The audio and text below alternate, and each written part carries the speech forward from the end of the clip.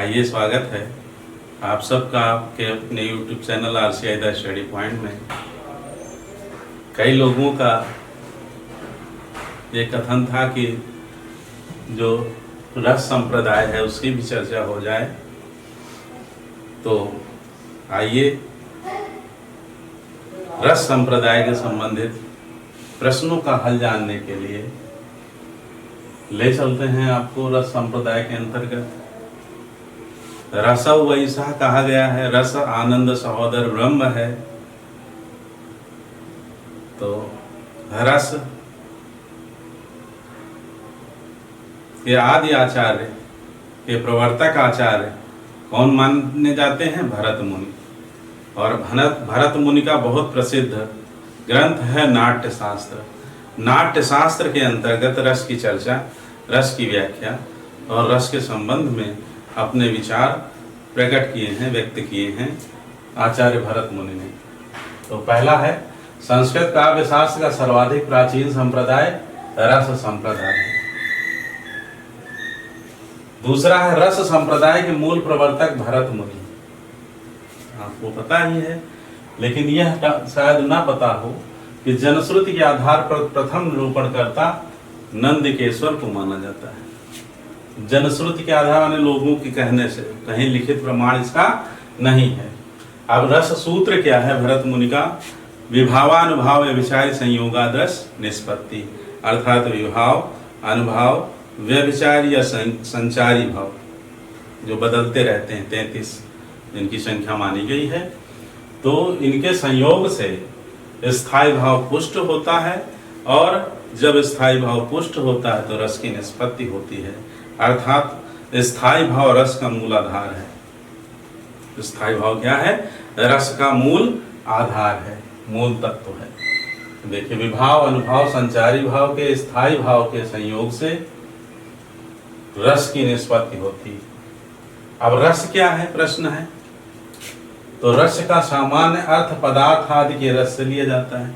जैसे इस समय आम का मौसम आ रहा है तो आम का रस, तो मौसमी का रस, तो किसी भी पदार्थ का जो सामान्य अर्थ है पदार्थ के रस से लिया जाता है। लेकिन काव्य के संबंध में यदि देखा जाए, काव्य के विषय में, तो काव्य का जो आनंद है वह रस कहलाता है, यानी काव्यानंद के अर्थ में समझा जाता है काव्य शास्त्र में। और इसका व्युत्पत्ति परक अर्थ, जो रस का व्युत्पत्ति परक अर्थ है, वह आस्वाद है। इसका सहृदय आस्वाद करता है, वह रस कहलाता है। तो आस्वाद करना यह एक बात हुई, और जो रस होता है वह उसका आस्वाद किया जाता है, लेकिन रस जो है आस्वाद नहीं होता, दोनों में भेद है। रस का आस्वाद सहृदय करता है, लेकिन रस आस्वाद नहीं, आस्वाद्य है, आचार्य भरत मुनि ने कहा है। ये देखिए, भरत मुनि के अनुसार आस्वाद्यत्वात्, अर्थात रस आस्वाद्य होता है, आस्वाद नहीं। ठीक है, तो जो किया जाता है वो आस्वाद है, और जिसका किया जाता है, जिस हृदय जो अनुभूति करता है वह आस्वाद्य होता है। ठीक है, रस अपने में कोई अनुभूति नहीं, रस अपने आप में कोई अनुभूति नहीं, बल्कि वह अनुभूति का विषय है। अनुभूति का विषय है, अपने आप में कोई अनुभूति नहीं है, क्योंकि वो बदलता है, कभी हास्य, कभी करुण, कभी जैसा विषय होता है विषय के अनुरूप। तो रस अपने में कोई अनुभूति नहीं है, अपितु वह अनुभूति का विषय है जिसे अनुभूति किया जाता है। समझ में आई बात? अब देखिए, अगला पॉइंट है, भरत मुनि कहते हैं कि रस विषयीगत न होकर विषयगत होता है। विषयीगत का तात्पर्य क्या है? विषयीगत का तात्पर्य है कि जैसे व्यक्ति के संबंध में मान लीजिए विषयीगत जो व्यक्ति है, लेकिन यह विषयगत होता है, यानी जैसा विषय होता है, जैसा टॉपिक होता है, जैसे मंचन हो रहा है, नाटक खेला जा रहा है, और वहाँ का टॉपिक कैसा है, करुण से संबंधित है, हास्य से संबंधित है, श्रृंगार से संबंधित है, तो वह विषयगत जैसा विषय होगा वैसे ही रस की अनुभूति होगी। क्लियर हुई बात? तो विषयगत नहीं होता, यानी व्यक्तिगत नहीं होता, व्यक्ति से इसका संबंध नहीं होता, टॉपिक से इसका संबंध होता, विषयगत होता है। जैसा विषय वैसा रसोत्पत्ति होती है। अब स्थायी भाव ही विभाव आदि के संयोग से रस रूप में परिणत होता है। स्थायी भाव मूल जो आधार है वह विभाव आदि के संयोग से रस रूप में परिवर्तित हो जाता है और वह सहृदय को आह्लादित करता है या फिर शोकग्रस्त करता है या फिर वीरता उत्साह से भर देता है। अब देखिए प्रश्न पूछा भरत मुनि से कि रस का जो रूप है जो परिवर्तित होता है वह रस किससे संबंध होता है, उसका नायक से होता है, कवि से होता है या सहृदय से होता है, किसका होता है? तो भरत मुनि कहते हैं कि नायक का स्थायी भाव ही रस रूप में बदलता है। ठीक है, स्थायी भाव तो सबके अंदर है, वो कवि हो या सहृदय। सहृदय का मतलब पाठक, श्रोता, दर्शक। सहृदय का तात्पर्य जो आत्मसात करे, पाठक भी उसमें आता है, श्रोता भी और दर्शक, तीनों। तो जब पूछा गया कि ये कवि का होता है, स्थायी भाव रस रूप में परिवर्तित होता है, स्थायी भाव रस रूप में बदलता है, कवि का, सहृदय का या फिर नायक का?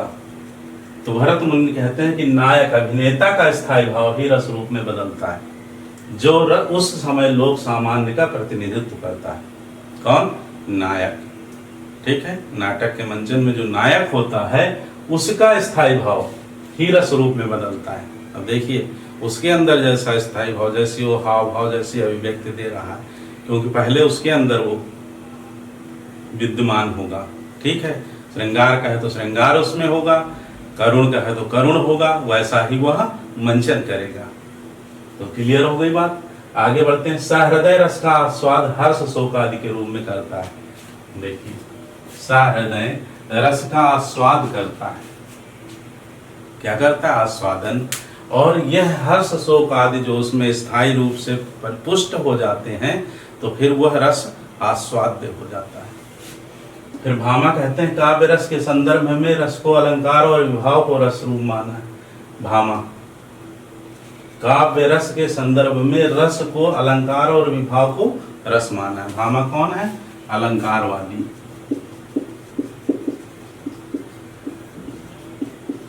अलंकार संप्रदाय के प्रवर्तक हैं। तो काव्य रस के संदर्भ में रस को क्या माना है? अलंकार। ये रस अलंकार से ही पुष्ट होते हैं। जितने बढ़िया अलंकार योजना होगी उतना ही रस पुष्ट होगा। और विभाव को रस माना है और उसमें जो विभाव है उसे रस स्वीकार किया है। किसने? भामा ने। प्रश्न पूछा जा सकता है कि विभाव को रस किसने माना है? विभाव को रस मानने वाले आचार्य कौन है? तो आपका उत्तर होगा भामा। फिर है दंडी के अनुसार माधुर्य गुण रस का पर्यायवाची। रस का पर्यायवाची माधुर्य गुण को किसने माना है? तो आपका उत्तर होगा दंडी, क्योंकि ये भी अलंकारवादी है। ठीक है, आचार्य दंडी। फिर है आनंदवर्धन ने रस को केंद्र बिंदु मानते हुए समस्त काव्य तत्वों का महत्व स्वीकार किया है। और फिर रचनाएं हैं भोजराज का रस श्रृंगार प्रकाश, ये जिसमें रस सिद्धांतों का वर्णन किया गया है, वो प्रमुख ग्रंथ है। भोजराज का है श्रृंगार प्रकाश, विश्वनाथ का है साहित्य दर्पण, भानुदत्त का है रस तरंगिणी और पंडित राज जगन्नाथ का है रस गंगाधर। तथा ये जो ग्रंथ हैं यह रस सिद्धांत की दृष्टि से उल्लेख हैं। अब आइए देखते हैं कि विभाव, अनुभाव, संचारी भाव, स्थायी भाव क्या होते हैं।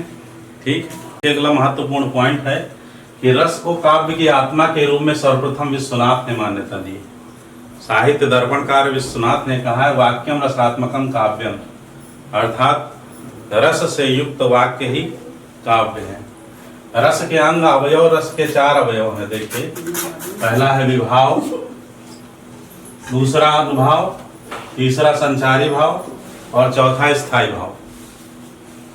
तो विभाव क्या है? स्थायी भाव को जागृत करने वाले कारण, जिनके कारण स्थायी भाव जागृत होता है। जान लीजिए कि स्थायी भाव हर एक सहृदय में होते हैं, हमारे आपके सबके हृदय में स्थायी भाव होते हैं, उन्हें जो जागृत करने के हेतु कारण जो बनते हैं वे विभाव कहलाते हैं। तो विभाव के दो भेद हैं, एक है आलंबन और दूसरा है उद्दीपन। अब आलंबन विभाव किसे कहते हैं? तो जिसके कारण स्थायी भाव जागृत हो आलंबन विभाव कहलाता है। जैसे उदाहरण स्वरूप दुष्यंत जब आखेट करने जाते हैं जंगल, तो कण्व ऋषि के आश्रम में शकुंतला को देखते हैं, तो आलंबन जिसके कारण स्थायी भाव जागृत हो, आलंबन कौन है? शकुंतला। और जिसके हृदय में स्थायी भाव जागृत होगा वह आश्रय कहलाता है। क्या कहलाता है? आश्रय। तो दुष्यंत कौन है? आश्रय। आलंबन कौन है? शकुंतला। अब उद्दीपन, रस को उद्दीप्त करने वाली आलंबन की चेष्टा आदि। रस को जो उद्दीप्त करते हैं, आलंबन की जो चेष्टा है, हाव भाव है, हंसी, मुस्कान, शर्माना, लजाना, और देश काल की स्थितियां, और देश काल परिस्थिति कैसी है, सुंदर वन है, ठंडी ठंडी मंद मंद पवन चल रही है, नदी का किनारा है, पक्षी मीठे स्वर में गूंज रहे हैं, और इस तरह से जो परिस्थितियां बनी उस जंगल की, उस स्थान की, वह स्थितियां उद्दीपन कहलाती हैं। उद्दीपन। अब देखिए अनुभव इसके बाद आता है। दूसरा क्या है? अनुभव। विभाव समझ गए? विभाव का मतलब होता है वी प्लस भाव, शाब्दिक अर्थ अगर लें तो विशेष भाव। विशेष भाव यानी वे विशेष कारण जिनके कारण स्थायी भाव जागृत हो, विभाव कहलाते हैं। विभाव के दो भेद हैं, आलंबन, उद्दीपन। उसके बाद दूसरा अनुभव आता है। अनुभव का शाब्दिक अर्थ है अनु माने पीछे, चलने वाले भाव, यानी जो विशेष भावों के पीछे चलते हैं वे अनुभाव कहलाते हैं। तो देखिए आश्रय की चेष्टाएं अनुभाव के अंतर्गत आती हैं। आश्रय कौन है? दुष्यंत। अब दुष्यंत की जो चेष्टाएं हैं, मुस्कुराना, बातचीत करना, ये सब अनुभाव हैं। अनुभाव के चार अंग हैं। कायिक माने आंगिक, जिसे आंगिक भी कहते हैं, तो उसमें मुस्कुराना भी आता है, हंसना, मुस्कुराना। और दूसरा वाचिक यानी वाणी से। तीसरा आहार, वेशभूषा, साज सज्जा, श्रृंगार आदि जो आते हैं उसमें आहार है। और चौथा है सात्विक। तो उसकी चर्चा भी आगे देखते हैं, करते हैं। फिर आश्रय की चेष्टाएं, ये समझ लीजिए अनुभव। आश्रय की चेष्टाएं अनुभाव के अंतर्गत आती हैं। आश्रय कौन है? यहाँ उदाहरण जो दे रहे हैं दुष्यंत। जबकि आलंबन की चेष्टाएं, आलंबन कौन है? शकुंतला, तो उद्दीपन के अंतर्गत आती। और अनुभाव भाव बोधका कहा है भरत मुनि ने कि अनुभाव भाव के बोधक हैं, यानी भाव को प्रकट करने वाले, वे अनुभाव कहलाते हैं। जिनसे भाव प्रकट होने लगे, चाहे वो वाणी के द्वारा, चाहे वो शरीर के द्वारा, चाहे वह वेशभूषा के द्वारा, चाहे वह सात्विक रूप से। सात्विक के 4 भेद, 8 भेद हैं। ये देखिए अभी आगे देखते हैं। अर्थात भाव का बोध कराने वाले तत्व अनुभाव कहलाते हैं। अनुभव समझ लीजिए। आश्रय की वे चेष्टाएं जिनसे पता चलता है कि उसके हृदय में कौन सा भाव उद्बुद्ध हुआ है, उद्दीपन कहलाती है, वो अनुभाव कहलाती है। अब रस के अवयव देखिए, 4 अवयव हैं। पहला है विभाव, दूसरा है अनुभाव, तीसरा है संचारी भाव, और चौथा है स्थायी भाव। अब विभाव के 2 भेद अभी आपने सीखा है, आलंबन और उद्दीपन। अनुभाव के 4 भेद हैं, कायिक, आंगिक, वाचिक, आहार और सात्विक।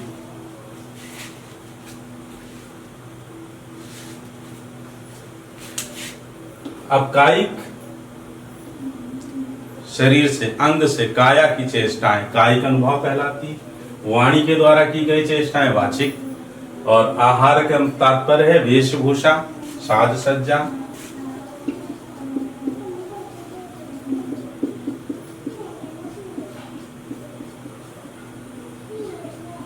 वेशभूषा, साज सज्जा, श्रृंगार आदि,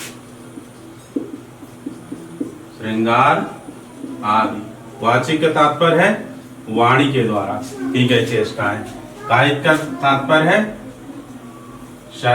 अंग के द्वारा, शरीर के द्वारा।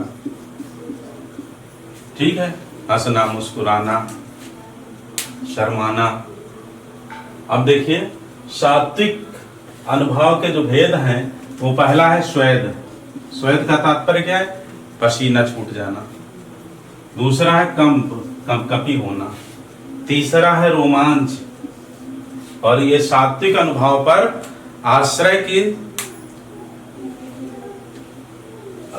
आश्रय का अधिकार नहीं रहता है, यानी यह स्वतः उत्पन्न होती है। सात्विक अनुभव जो है स्वतः उत्पन्न होते हैं, इन पर इनके लिए प्रयत्न नहीं करना पड़ता है, और इसीलिए इन्हें आयतनज कहा जाता है। बिना यत्न के जिनका जन्म हो और जिन पर आश्रय का अधिकार ना हो, वे होते हैं सात्विक अनुभव।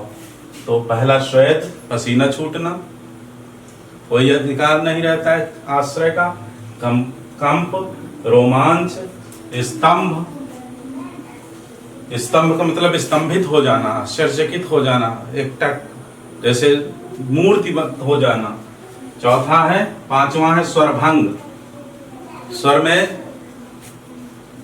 स्वरभंग हो जाए, वाणी भंग हो जाए, स्पष्ट बोल न पाए तो स्वरभंग। छठवां है अश्रु, यानी आंसू बहना। सातवां वैवर्ण, विवरण करना। जैसे राजा दशरथ जी की मृत्यु के बाद सभी जो रानियां हैं और जो बड़े बड़े मंत्रीगण और उनकी स्त्रियां हैं, वो आपस में विवरण कर रही, वो चर्चा कर रही हैं, वर्णन कर रही हैं राजा के गुणों का। तो वैवर्ण और प्रलय, यह 8 सात्विक अनुभव है। प्रश्न पूछा गया है कि सात्विक अनुभव की संख्या कितनी है, तो आपका उत्तर क्या होगा? ये देखिए लिखा है यहाँ बड़ा 8।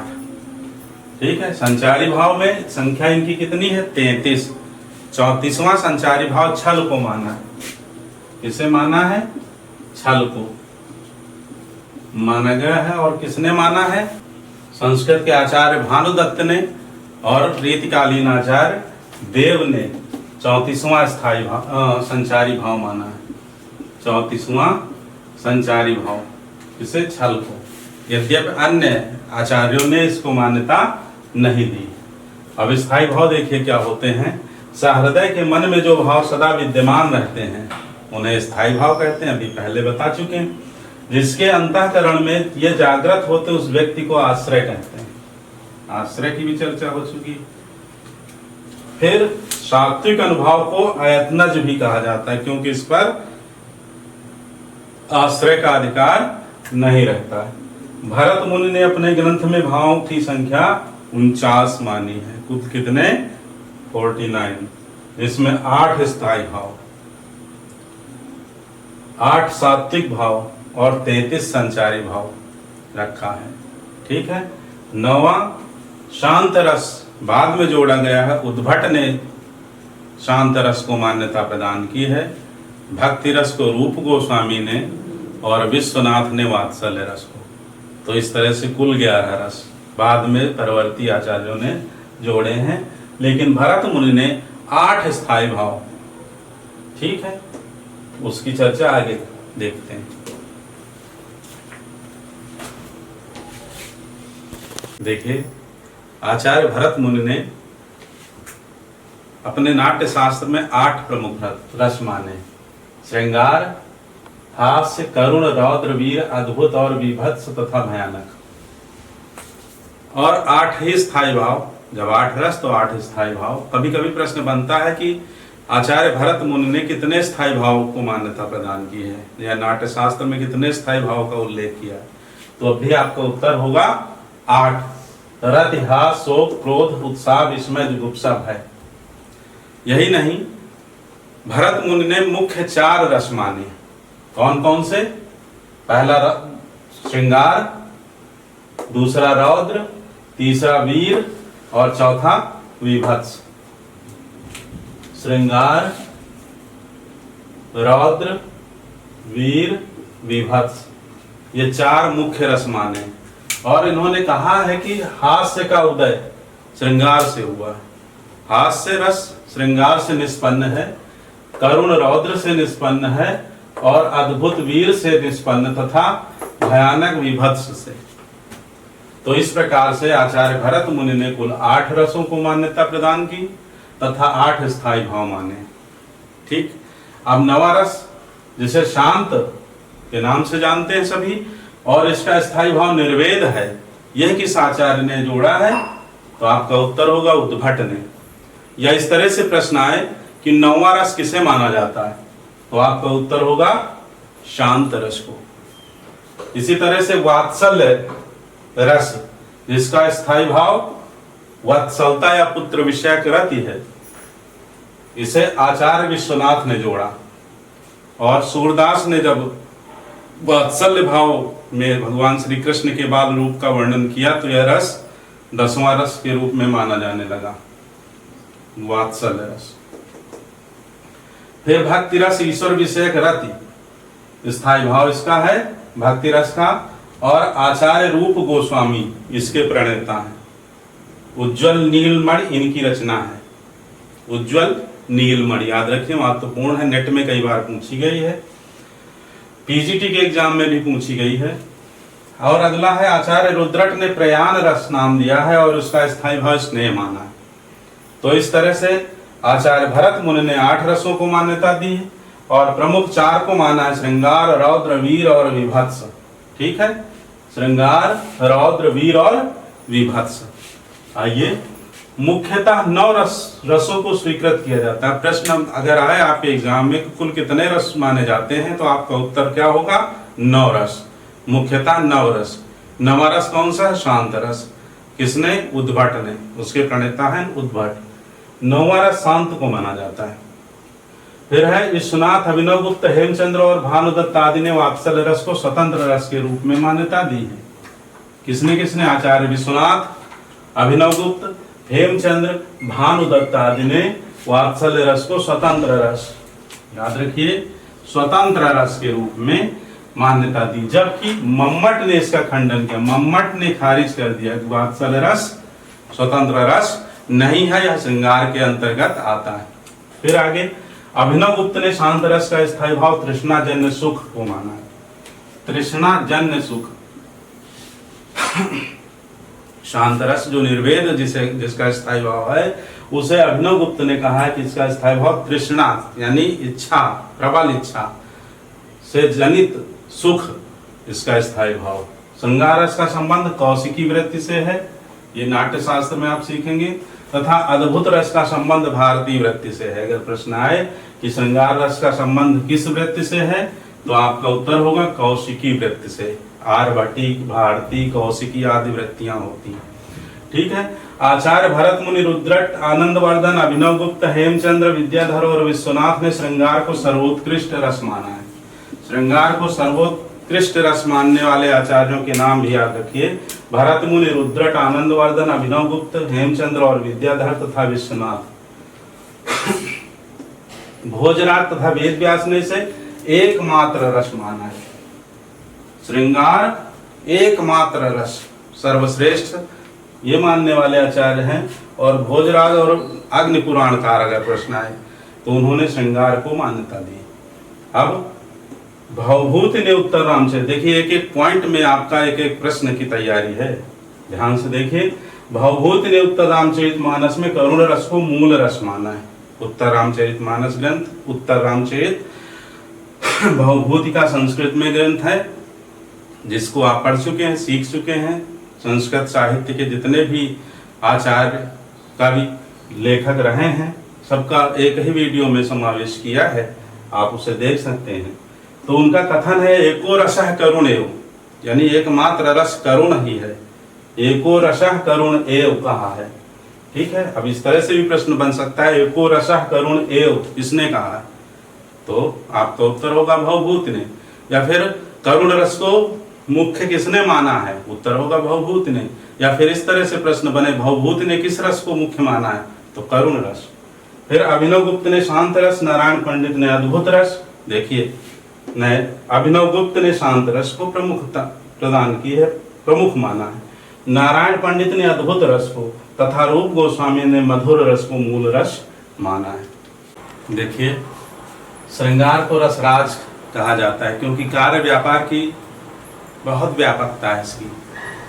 ठीक है, भक्ति रस भी इसके अंतर्गत मान लेते हैं, वात्सल्य रस को भी इसके अंतर्गत मान लेते हैं।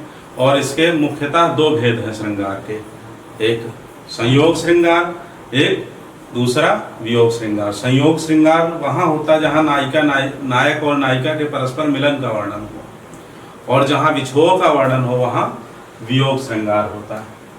हे खग मृग हे मधुकर सेनी, तुम देखी सीता मृग नैनी, वियोग श्रृंगार का उदाहरण पूछा जा सकता है इस तरह से, कहाँ संयोग श्रृंगार कहाँ वियोग श्रृंगार। और इसका अभ्यास आप जो रस के 2 वीडियो बताए हैं उसमें आप कर सकते हैं।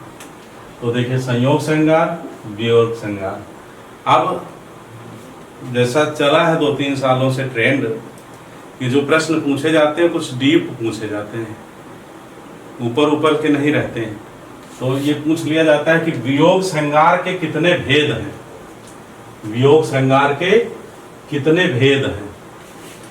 तो आपको याद रखना है 4 भेद। कितने भेद हैं? 4 भेद। देखिए, पूर्वानुराग मैंने पहले का जो प्रेम होता है वो वियोग का एक भेद है, नायक नायिका के पूर्वानुराग। दूसरा मान, मान तो आप जानते ही हैं। प्रवास और करुण विप्लव, प्रवास का तात्पर्य है परदेश में जाके निवास करना, और करुण विप्लव का तात्पर्य यहाँ है कि नायक या नायिका में किसी एक की क्षति हो जाए, हानि हो जाए। फिर वियोग के अंतर्गत 10 काम दशाओं का वर्णन किया जाता है। इसमें कुछ काम दशाएं जो है संचारी भाव में दोनों उभयनिष्ठ हैं, माने जो संचारी भाव है वही काम दशाओं में भी उनकी गणना है। तो वो काम दशाएं कौन कौन सी हैं? अगर ये प्रश्न आए कि वियोग के अंतर्गत कितनी काम दशाएं, तो आपका उत्तर होगा 10।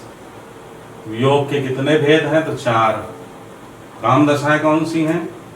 अभिलाषा, चिंतन, स्मृति। नायक भी कर सकता है, नायिका, दोनों में से कोई भी कर सकता है, केवल नायिका के लिए ही नहीं है। उद्वेग, उद्वेग समझते हैं आप, उद्वेग का से बना उद्विग्न, ठीक है, मन स्थिर ना हो। गुण कथन, नायक या नायिका के गुणों का वर्णन करना शुरू कर दे वियोग की अवस्था में, नायक भी या नायिका। फिर प्रलाप या फिर रोने लगे, उन्माद की स्थिति हो जाए, क्या करें क्या न करें। ज्वर, बुखार भी आ सकता है, हरारत भी रह सकती, जड़ता, जड़ता शरीर जड़ हो जाए, मूर्तिवत हो जाए, या फिर मरण। ये स्थितियां काम दशाओं में 10 काम दशाएं गिनी जाती वियोग के अंतर्गत। और इसी के साथ यह भी प्रश्न पूछा जाता है कि वीर रस, वीर रस है श्रृंगार, हास्य, करुण, वीर। तो वीर रस के कितने भेद हैं? तो वीर रस के मुख्य 4 भेद हैं। कितने भेद हैं? 4 भेद। पहला है दानवीर, दूसरा है दयावीर। राम जी के अंदर सब सारे गुण हैं इसमें वीर रस के। दानवीर भी हैं, दयावीर भी हैं, युद्धवीर भी हैं और धर्मवीर हैं। रामो विग्रहवान धर्म, तो विग्रहवान धर्म कहा जाता है, धर्म के विग्रह कहे जाते हैं, मूर्ति प्रतिमूर्ति कहे जाते हैं। अब आगे हास्य रस के कितने भेद हैं जान लीजिए, थोड़ा सा गहराई से समझ लीजिए। तो हास्य रस के मुख्य 6 भेद हैं, उसमें से श्रेणी है उनके उत्तम, अधम, उत्तम, मध्यम और अधम। तो उत्तम में आता है स्मित और हसित। स्मित का तात्पर्य मुस्कान, मंद मंद मुस्कान, राम जी की, कृष्ण जी की। तो स्मित, हसित, धीरे धीरे हंसना, पूरी बत्ती सी न दिखे। तो विहसित, ये भी मुस्कुराना है, थोड़ा सा ज्यादा हंस मुस्कुराने से। अवहसित, ये मध्यम में है। और अपहसित, अट्टहास है। और अतिहसित, बहुत ज्यादा हंसते रहना, यह अधम की श्रेणी में आते हैं। तो 6 हास्य रस के भेद हो गए। ठीक, वीर रस के 4, वियोग के 4, काम दशाएं 10। आगे बढ़ते हैं। आचार्य रामचंद्र शुक्ल ने 33 संचारी भावों का विरोध अवरोध की दृष्टि से, विरोध अवरोध के जैसे कुछ सुखात्मक हैं कुछ दुखात्मक हैं, तो 4 भेद किए। कितने भेद किए? 4 भेद किए। अब प्रश्न यह है कि आचार्य रामचंद्र शुक्ल ने संचारी भावों के कितने भेद किए? तो उत्तर आपका होगा 4। ठीक है।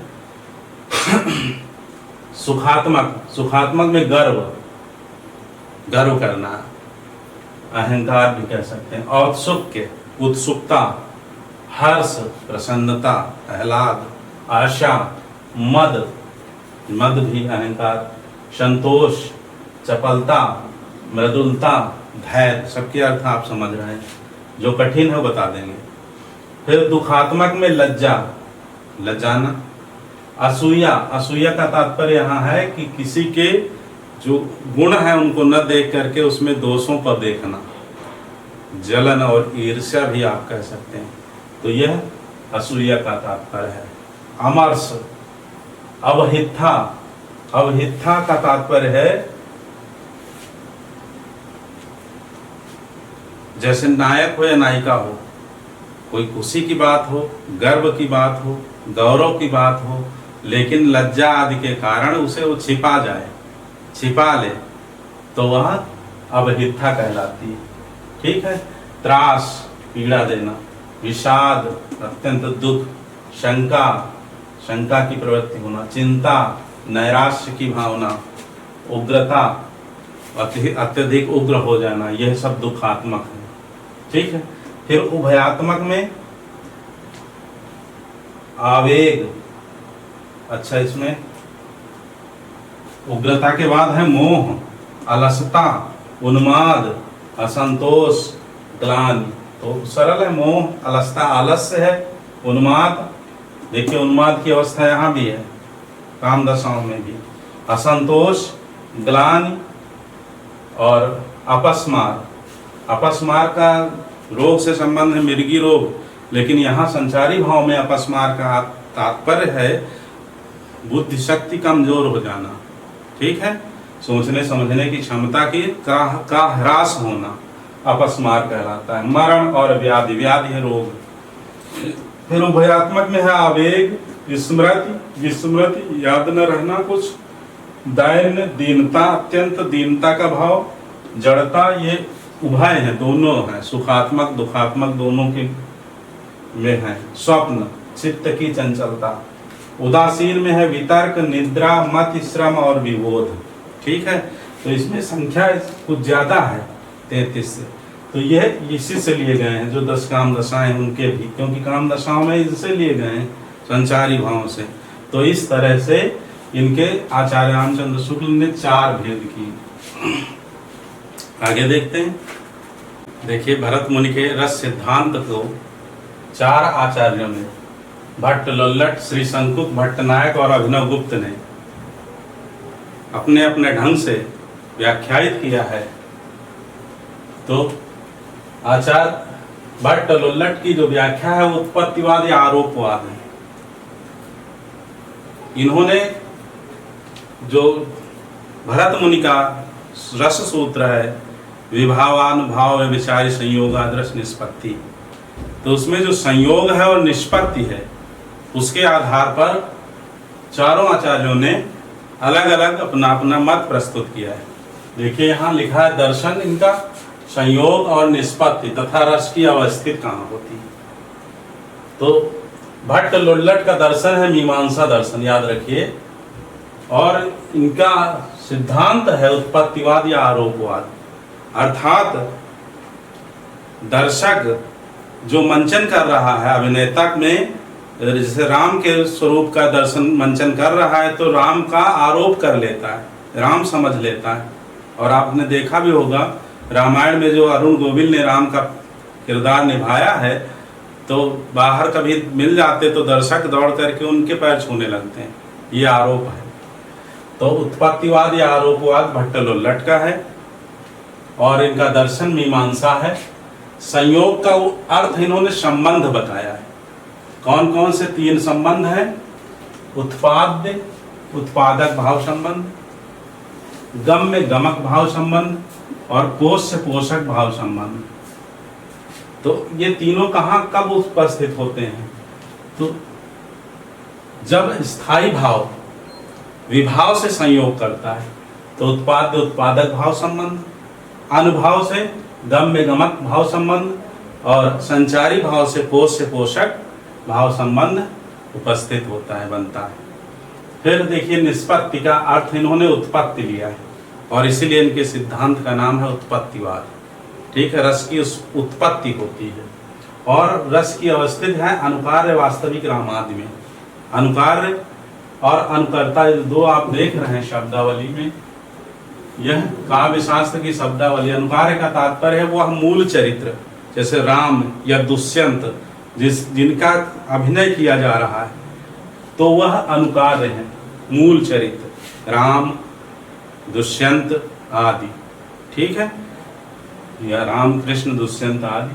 और अनुकर्ता वह अभिनेता है, वह अभिनायक है, वह नायक जो मंचन कर रहा है, जो उस पाठ को उसकी लीला कर रहा है मूल चरित्र की, तो वह अनुकर्ता है। ये शब्दावली है काव्य शास्त्र की।